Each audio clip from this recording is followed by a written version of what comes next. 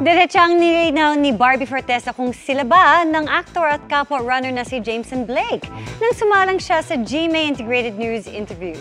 Napag-usapan din ang isang litrato sa GMA Anniversary kung saan kitang nagkaharap sila ng ex na si Jack Roberto. Ang reaksyon niya sa chika ni Nelson Canlas. Barbie Fortesa is definitely having a good year. Career-wise, nakakadalawang malalaking proyekto na siya halfway through 2025. Kabilang dyan ang pinapangarap niyang suspense horror film mula sa GMA Pictures na P77 na ipapalabas sa July 30, a day before her birthday. Punta na ako dyan. Sinubok daw sa pelikula ang kakayahan ni Barbie as an actress. Sumabay pa ang shooting ng pelikula habang ginagawa ang Pulang Araw, isang proyekto na nag-demand ng maraming emosyon mula sa kanya. Hindi ka nabaliw? Yun yung medyo naging fear ko at the time, to be honest. And sabi ko nga, kaya malaking tulong sa akin na malakas yung support na nakukuha ko from my team, from my family, kasi they keep me grounded. And they keep me sane. Gusto ko lang po talaga. Then there's Beauty Empire, kung saan kasama ang kanyang best friend na si Kailin Alcantara, beauty queen actress Rupa Gutierrez. Kasama rin nila si Korean actor Choi Bo-min.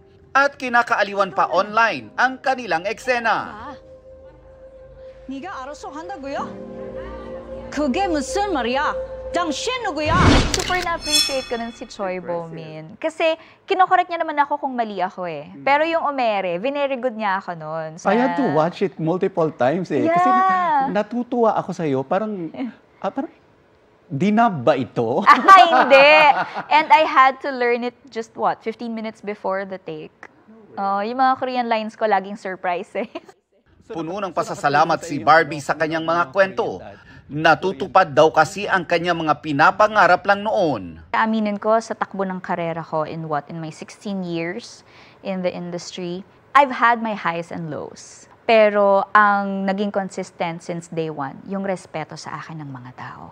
Even the people around me see how much I respect everyone's time, my craft, my passion, and yung trabaho ng lahat. Hindi ko pinalampas ang pagkakataon na matanong si Barbie sa mga lalaking na-link o kaya'y bahagi ng buhay niya, kabilang ang kanyang best friend na si Alden Richards.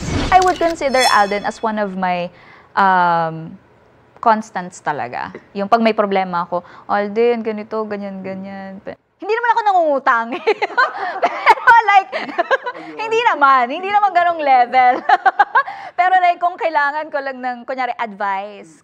Nilinaw din niya ang naging usap-usapan online sa pagkakaugnay niya sa kapwa-aktor na si Jameson Blake. Actually, maraming ang medyo na-confuse kasi paano naman nag-cross ang landas namin, diba? So, yung nagkasama kami sa pelikula, itong recent run namin, siya naman yung nag-invite. Just like how my other runner friends invite me to run. So, it's pretty, yun lang talaga yun. And, we are not together. We run together but we're not together. Yan, ganyan. So, aminado rin si Barbie na mas close na sila ni David Licauco. Simula ng taon na to, I would say na we've grown closer talaga as compared to before. I think the care that we have for each other is really genuine.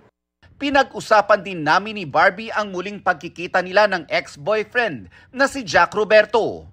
Sa kuhang ito, noong Beyond 75 anniversary event ng GMA Network, makikitang nag-usap sina Jack at Barbie. Halos 6 na buwan matapos kumpirmahin ni Barbie na break na sila. Can you share a little bit of kung ano yung nangyari? Well, about that, since there was a photo that came out, I think I don't have to discuss it any further. Yeah. Kasi may photo naman na lumabas. Pero that's just about it. Like, yes, oo. Sorry, let me rephrase na lang. I don't want to discuss it any further. Nelson Canlas, updated sa Showbiz Happenings.